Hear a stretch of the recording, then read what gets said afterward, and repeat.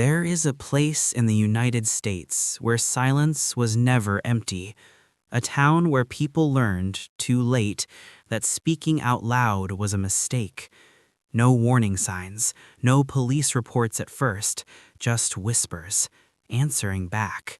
This town no longer exists on most maps, but those who lived there still remember the moment they realized something was wrong. It started with echoes. At first, residents thought it was just sound bouncing between buildings, old houses, empty streets, narrow alleys, perfect conditions for noise to travel. But then, the echoes began to change.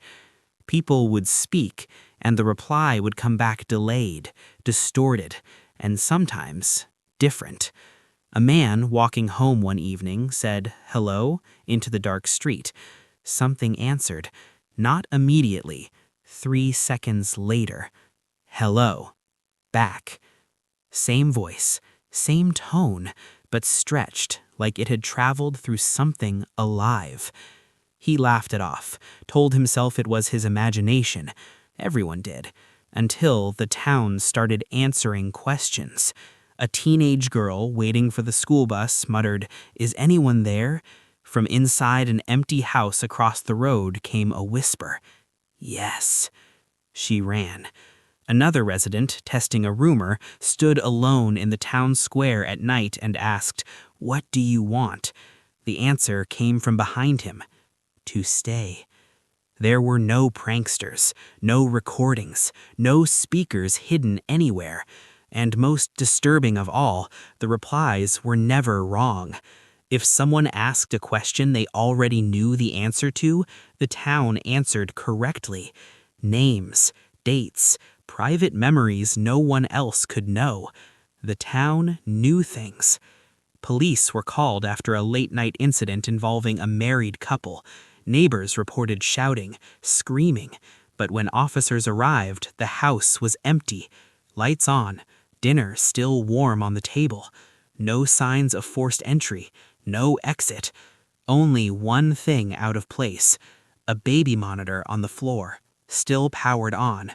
From its speaker, officers heard breathing and a voice whispering, "Say something."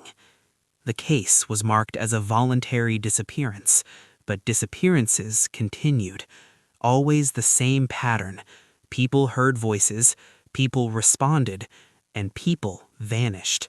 No bodies, no trails, no vehicles leaving town, just silence. And then, replies.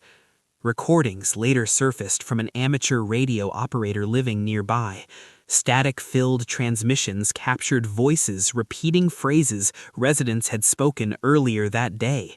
Not live, delayed, as if the town was listening, processing, and replaying. Scientists were brought in quietly, acoustic experts, geologists. They found nothing unusual. No underground chambers, no abnormal rock formations, no explanation for voices traveling where no sound should survive. One expert admitted off-record, "This isn't echo behavior. Echoes don't choose what to repeat." The final warning came from a handwritten notice taped to the post office door. It read, "If you hear your own voice when you didn't speak, leave." That night, the town answered louder than ever. People reported hearing full conversations replayed outside their homes, arguments they'd had years ago, confessions they'd never spoken aloud. The town wasn't just listening anymore, it was remembering. Emergency evacuation was ordered under the cover of a gas leak story. Residents were given hours to leave. Many didn't. Those who stayed were never officially listed as missing, their records quietly erased. Within months, the town was sealed off, power cut, roads blocked, no explanation given. Today, hikers passing nearby report strange experiences, voices calling their names from inside empty buildings, questions answered before they're finished asking, and echoes that don't fade, they wait. Former residents say one rule saved lives: never respond, because the moment you answer back, the town learns how you sound, and once it does, it never forgets. The town that answered back still stands, silent, listening, and waiting for the next voice brave or foolish enough to speak first.